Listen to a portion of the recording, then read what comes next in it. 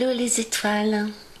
Je vous propose avec beaucoup de joie une toute nouvelle chronique à laquelle je pense depuis longtemps déjà et qui s'appelle Météo Indigo.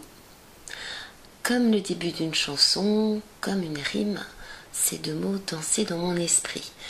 Il est vrai que les couleurs me parlent. Lorsque je n'ai pas de carte sous la main ou pas de temps, c'est urgent, je pose la question couleur et, génial, votre choix spontané donne une réponse très sage. Il y a aussi mes ateliers du sixième sens, des recherches sur internet, des rêves et ce ressenti de plus en plus présent que de plus en plus de personnes écoutent de plus en plus leur intuition et désirent développer cette capacité innée que nous possédons tous. Et synchronicité, ce nouvel oracle qui arrive dans mes mains, Indigo Angels de Doreen Virtue. Et l'indigo m'attire intuitivement très fort ces derniers temps. Dans la relation chakra, aux roues d'énergie et couleurs, l'indigo correspond au 6e chakra ou 3e œil. Son énergie est en lien avec votre vision de la vie, avec votre vision de votre futur. Pour certaines pathologies, douleurs, lorsque l'on remonte les méridiens, c'est exactement là où se situe la source énergétique du problème. Fondamentalement, elle pose la question: que voyez-vous qui vous fait si mal?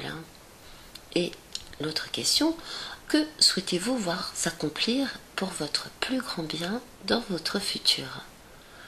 C'est donc la vision profonde de votre être véritable, libre, la sagesse intérieure, celle au-delà des apparences, au-delà des limites de vos sens habituels et de votre capacité à voir les situations dans une réalité 3D. Les 3 dimensions, hauteur, largeur, profondeur, plus le temps qui se pose comme une 4e à considérer. Depuis Einstein, la théorie des cordes évolue encore et encore. Selon certains chercheurs, je cite, elle suppose la condition minimale de l'existence de 6 dimensions supplémentaires que nos sens ne peuvent pas percevoir. D'autres théoriciens disent pourquoi pas davantage, peut-être 11, 20. Mystère encore. En tout cas, pour vous qui êtes attiré par cette couleur ou qui expérimentez cette vibration spéciale indigo, voici un petit jeu autour de cette période de la pleine lune du 13 juin 2014. La première, Learn something new. Apprenez quelque chose de nouveau. En harmonie avec le soleil qui transite le signe des Gémeaux, cette période est favorable pour finaliser vos idées, vos études, votre dossier, votre projet de com, vos négociations. Soyez attentifs aux messages qui viennent à vous et vous invitent à vous lancer dans de nouveaux apprentissages. C'est un moment excellent aussi pour méditer, rêver, laisser venir les images, les mots, les idées nouvelles. Même si elles vous semblent incohérentes ou farfelues, lâchez prise. Peut-être plus loin sur votre route, vous comprendrez l'intérêt et le pourquoi de cette vision, de ce désir. Sur cette carte, le ciel s'éclaire ou s'assombrit. Aurore ou crépuscule. Fin ou tout début d'un cycle de votre vie. Ce paysage évoque un instant suspendu, hors du temps, où en une seconde, une révélation s'impose à vous. Pas brutalement, mais avec délicatesse, petit à petit, vous prenez contact avec une autre forme de réalité et de sensation. Sensation qui vous guérit du dedans. Le rose, en effet, parle de sensibilité et de guérison. Toute sa tête, son regard concentré sur son pied gauche, celui qui guide le côté féminin, intuitif, cet ange découvre et touche avec douceur de nouvelles émotions, symbolisées par l'eau de cette vasque naturelle. Si vous étiez cet ange, quel visage, quelle vision verriez-vous dans ce miroir à vos pieds? Le miroir, le puits, l'eau magique, dans les contes et les légendes, est souvent l'image d'une porte spatio-temporelle, d'un passage initiatique dans une autre dimension. Et maybe, vous aussi, vous sentez-vous sur le point de franchir une nouvelle étape dans votre existence, mystérieusement appelée, guidée par et vers un autre plan. Et la seconde carte confirme, le moment est arrivé. Après la découverte de nouvelles donnes, de nouvelles infos dans votre vie, il est temps de traverser les grandes eaux du fleuve, de vous lancer sur le pont entre le passé et l'avenir, entre le connu et l'inconnu, l'impossible et le possible. Le temps d'être créateur, marcheur, avec vos énergies conscientes et vos forces inconscientes.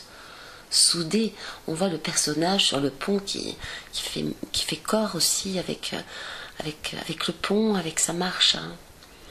J'adore le symbole du pont.